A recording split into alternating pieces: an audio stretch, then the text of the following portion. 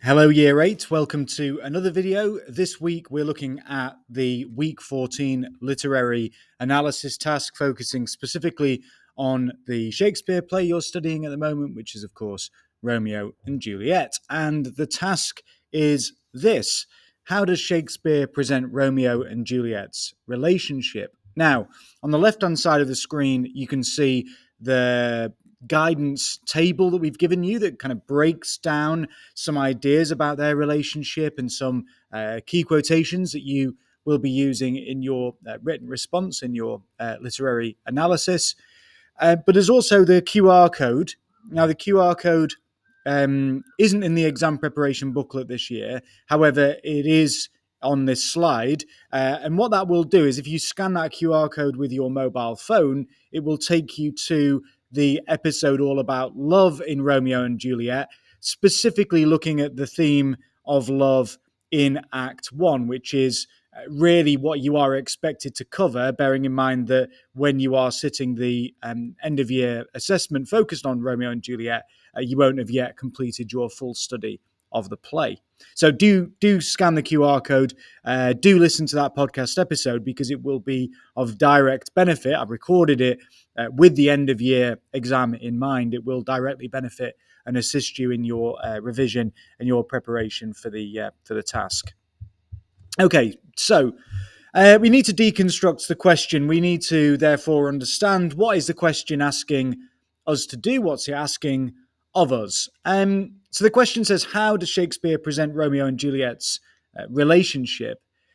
Note how I've underlined the word how. Okay, it says focus on how their relationship is depicted.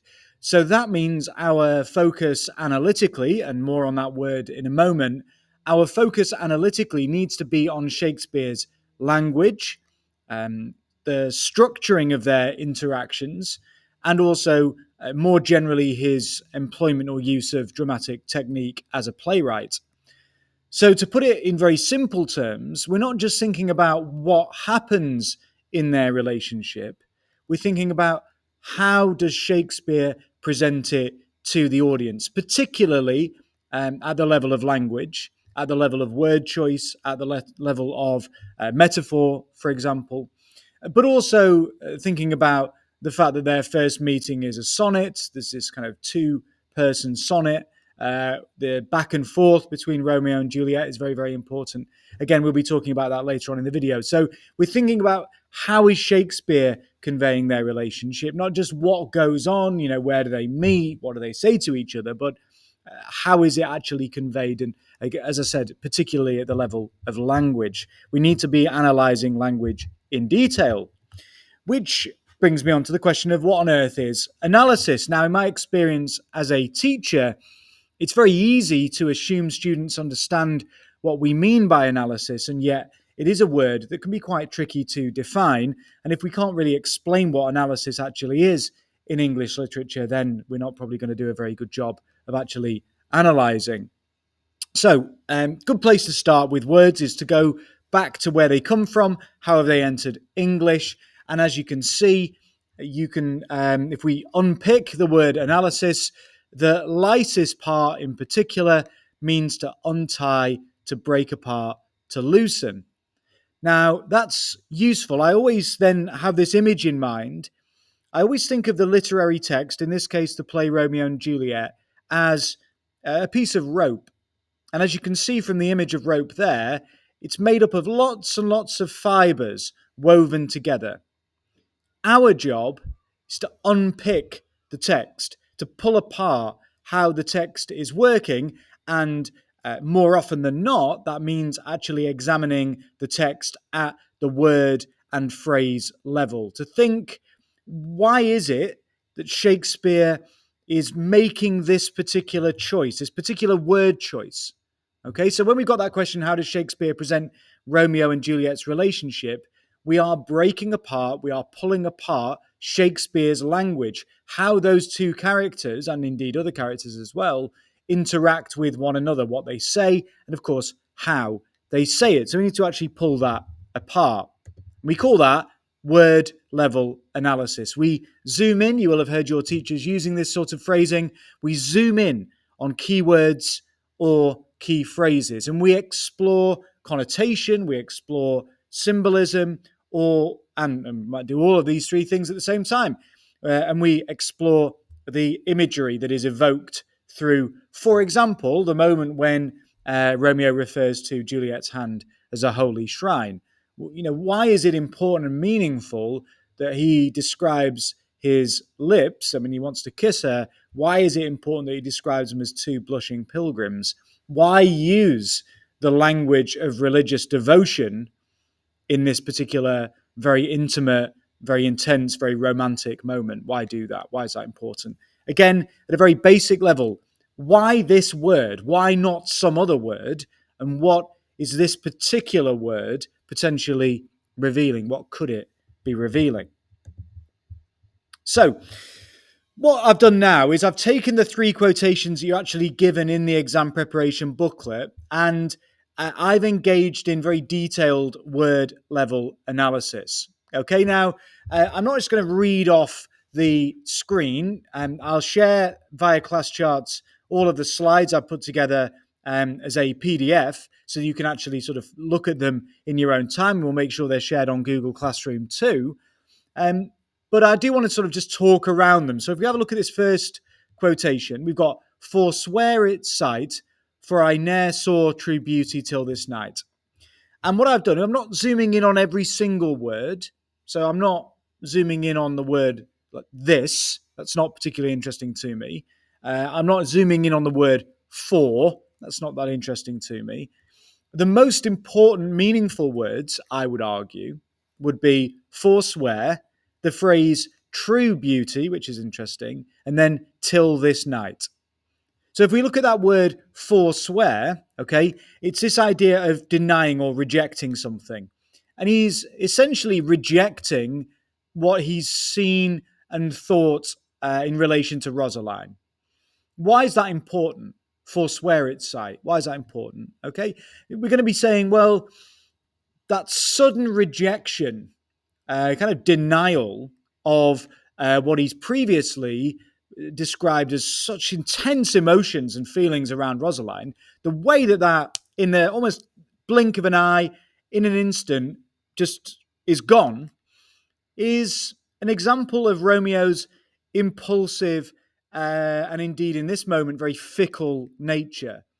He acts on impulse in that very sort of teenage, adolescent kind of way, but he's fickle. He changes his affections in the instant, in the moment. Okay, he in Act 1, Scene 1, he's describing to his friend Benvolio that essentially he'll never love anyone else other than Rosaline, and then all it takes is for him to attend the Capulet ball, sees Juliet, gone. Okay, it never mentions Rosaline again. Who's she? Okay, so even that word forswear, that willingness to renounce, deny, and reject everything that he stated with such emotional intensity at the start of the play, that evaporates in the instant when he sees Juliet. Okay, and that's interesting because it reveals something, doesn't it, of how intense love can feel. Yeah, if we are going to credit Romeo as falling in love in this moment with Juliet, is this another infatuation? I mean, he's abandoning Rosaline very, very quickly. Is he going to do the same for Juliet, or is in fact this intensity a sign of just how authentic and heartfelt and meaningful his love for Juliet is and is going to become over the course of the play? That's for you to decide. But we're seeing, I suppose, in that one word, the kind of world of Romeo. It gives us a great deal of insight and a whole set of ideas about who Romeo is. Likewise, my lips, two blushing pilgrims. Pilgrims, okay, as it says, a religious metaphor. A pilgrim is someone who goes on a religious, a kind of devotional journey to a holy place, often to go and visit the remains of a saint. And Romeo builds on this language of religiosity, of pilgrimage, of worship. He describes Juliet's hand as a holy shrine. This idea that his physical attraction for her is actually this moment of spiritual religious worship conveys both intensity, so that blending, as I've mentioned at the end, that blending of religious imagery with romantic language, that's conveying the kind of spiritual intensity of his feeling. And yet it does come perilously close to blasphemy, okay, to effectively being sinful, using the language that should be applied to devotion to God, using that to describe his apparent sudden devotion to Juliet. And he's describing something that's not very religious, let's be honest, okay? It's not very sort of sacred. He wants to kiss Juliet, okay? So he's using, he might even sort of push back and say he's using this religious devotional language to describe something far, far less sacred, which is kind of physical attraction, physical desire for Juliet. And that's interesting. Just thinking about how sort of destabilizing, and in this case, almost blasphemous, love can be, or how love can make us do these sorts of things. And then we've got this description, very, very famous description of Juliet. It is the east, and Juliet is the sun. Arise, fair sun, and kill the envious moon. Okay, Juliet is the sun. Very, very powerful metaphor. This idea of Juliet as being this kind of pure representation of light, of life, of power, of course, but also this sort of star, this kind of figure, this point that we follow. Very, very important, isn't it? Star-crossed lover, mentioning that star, the sun. Interesting reminder of the role of the stars in fate in the course of human existence, as well as the rather violent language, very violent language, kill the envious moon.